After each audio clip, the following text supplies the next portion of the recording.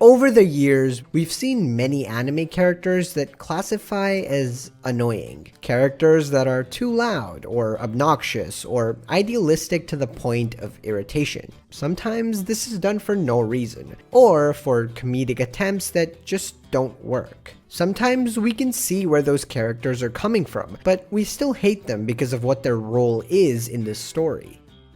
Yet, only once really, have I seen an annoying character that I can not only relate to, but be inspired by. A character that not only faces a problem I've faced many times in my life, but also has something in him that I wish I had. A character that may be frustrating to watch on the surface, but as you learn more about him, you realize that he has a lot more depth than you think. There is a purpose to his personality, and once you come to understand that purpose, you kind of want to root for him. Not only that, he also taught me a lesson that stuck with me and helped me a lot in my own life. A lesson that I would say is Demon Slayer's greatest. Of course, I'm talking about our scaredy cat demon slayer, Zenitsu Agatsuma.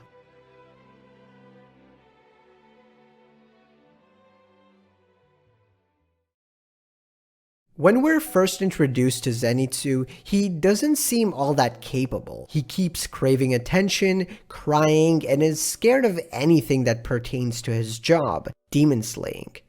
He is quite the contrast to our main character, Tanjiro, who is willing to go through extremely dangerous situations in order to accomplish his goal. However, I think this was done on purpose. Zenitsu was meant to be underestimated by not only the characters in the show, but also us, the viewers. And not just underestimated, I think Zenitsu was written so that he would get under our skin. We were supposed to think of him as a loser, a crybaby who couldn't accomplish anything. I think the mangaka wanted to explain to us a certain idea that Zenitsu's character was a victim of.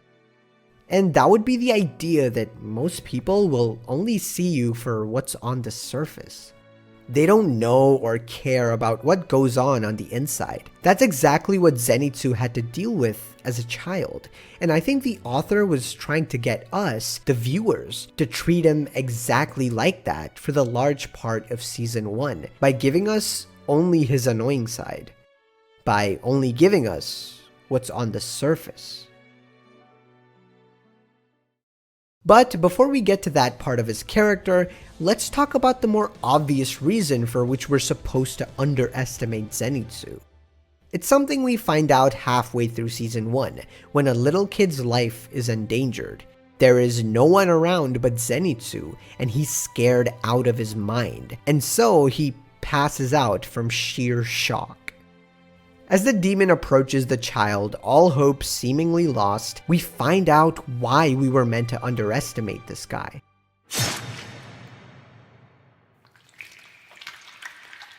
Because Zenitsu is ridiculously powerful.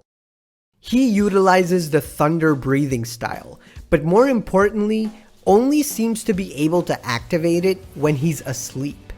And so, until now, the guy we believe to be utterly useless is suddenly the strongest of the three protagonists.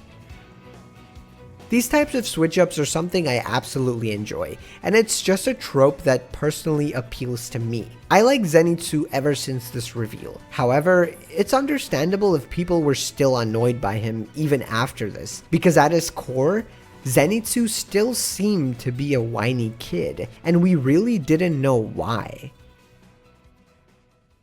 Later on in episode 17, as Zenitsu is facing off against the spider demon, we finally get an introspective look into his character. This fight single-handedly made me go from liking Zenitsu as a quirky member of the crew to being inspired by him. Once again, as the battle begins, Zenitsu is cowering in fear and constantly complaining about having to fight demons. Obviously, the spider mocks him for this and doesn't take him seriously. As the fight progresses, Zenitsu is poisoned and is told by the demon that he will turn into one of his minions. Zenitsu doesn't take that well and breaks down, causing him to go into his badass sleep state. However, the battle isn't really going his way, and here we actually get to see what Zenitsu thinks about, well, himself. And obviously, he doesn't have a positive outlook. Rather, he hates himself and knows exactly what he needs to change. But it's not that easy. And this brings us to that idea I mentioned a little while back, which is how Zenitsu was treated as a child by almost everyone he came across. Being an orphan and having no one around him that cared about him was not a good mix for someone with Zenitsu's personality. Whenever he would be scared or got clingy because he just wanted someone to be there for him, he would get shooed away. Often when you act a certain way that's annoying on the surface, the people around you who don't understand your circumstances will treat you terribly or just leave you. It's not what you'd want them to do, but life is cruel sometimes, and that left Zenitsu not only alone, but constantly hating himself for what he'd become. People around him were calling him useless, crybaby, and all these horrible things. People were annoyed by him. Just like how we were. Annoyed by a little child who had nowhere to go and no one to turn to.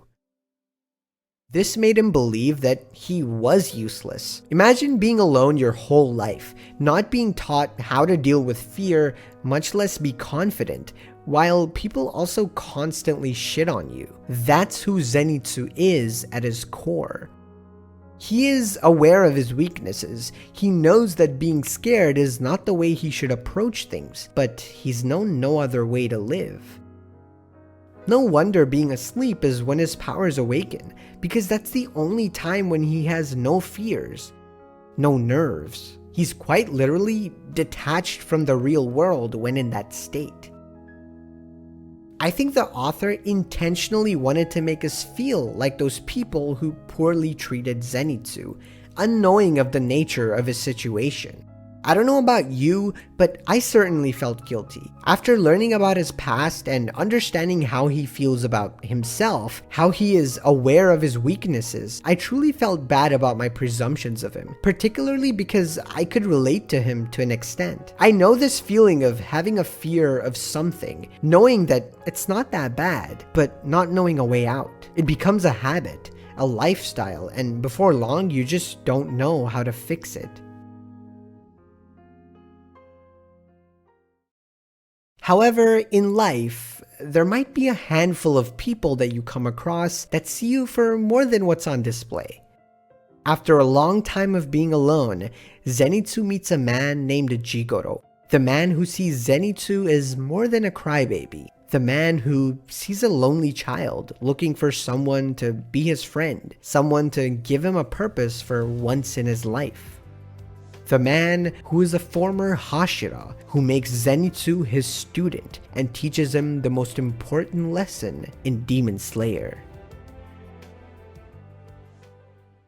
As we find out in Zenitsu's current battle against the spider, he only knows one technique, the first form of thunder breathing. He's still really powerful, even being able to react to his opponent in mid-air. However, the fact remains, Zenitsu only knows one attack, and how far could that take him, especially with that poison continuing to hurt him? Would it be enough to win the fight? And here we start to see flashbacks of Zenitsu's training. Zenitsu is working really hard even after training sessions are over, because now he finally has someone that cares about him, someone that has expectations of him. But even here, we see him running away and being afraid of the old man's harsh training a lot of the times. Unfortunately for him though, one of the other students does not like him. He says that Zenitsu is wasting Jigoro's time. He says that Zenitsu is useless because he can only do one attack. Even here, Zenitsu just can't catch a break from this constant attack on his self-esteem. This guy is probably his first ever classmate, and even he makes Zenitsu doubt himself. One day, Zenitsu had had enough, and he climbed up onto the top of a tree and said he was done with training and that he was useless because he could only perform one attack. Even after all this time, he still feels this way, just for a different reason now. Like I said, it's not easy to completely change so quickly, especially because he's still being harassed, and honestly, it's much more realistic this way, because healing does take a lot of time. And this is where we get Zenitsu's ultimate lesson. Jigoro sits him down and tells him something that inspired not only Zenitsu, but also me. Yes, Zenitsu only knows one move. However, that alone is cause for celebration. The fact that you learned one thing is proof that you can learn another. But it's fine even if you don't. Just master that one move to its utmost limit. Perfect it beyond perfection. Master it beyond mastery. And become the most durable blade of them all. It's only one technique, but it's all you need.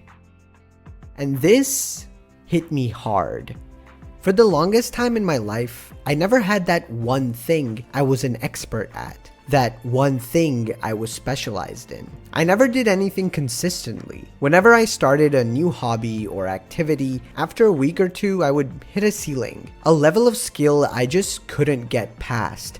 And instead of pushing on and continuing to practice or learn, I would get impatient and simply stop doing it. I just didn't know the bliss of mastering a skill. Like Zenitsu, I'd gotten used to this lifestyle, knowing that it was wrong. No one really told me otherwise, so I kept going, trying new things, and then giving up when I started losing. It was a horrible mindset, and I was aware of it. I just didn't know how to fix it. I kept running away. Although I didn't realize it at the time, Master Jigoro's philosophy was exactly what I needed. When I finally started to try to change my lifestyle around, I was reminded of this journey, Zenitsu's journey. Particularly, I was reminded of a few words that inspired me, the words that taught Zenitsu, as well as me, an invaluable lesson.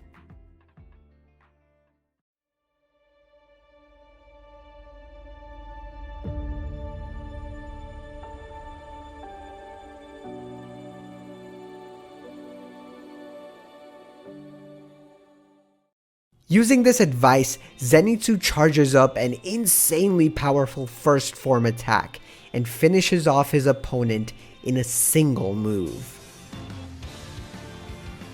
Zenitsu's story shows us the importance of mastering a skill, of honing a single aspect till you know it like the back of your hand. It teaches us the value of hard work, as well as dedication towards a single purpose. And most importantly, his story teaches us that there's more to a person than what's on the surface. Not everyone is annoying for the sake of being annoying, and the way you treat them might even make matters worse. However, even though he's a scaredy cat, a crybaby, and constantly complains, the fact is that Zenitsu always sees it through to the end. After watching that episode, Master Jigoro's lesson really resonated with me. It's a philosophy I constantly try to live by to this day, and anytime I feel like giving up, those words come back to give me a push. It's okay to run away. It's okay to try, but keep believing and don't give up because goddamn, you will get rewarded for all your hard work. If you enjoyed this video, consider liking, subscribing, and all that good stuff. I've been wanting to make a video on Zenitsu for a while, and I thought this would be a good time to try it out. He's one of my favorite characters, and I really like him in Demon Slayer, and I'm excited to see more from him in Season 2. Comment down below who you think is the best character in Demon Slayer, and why. Other than that, I guess I'll see you on the next one.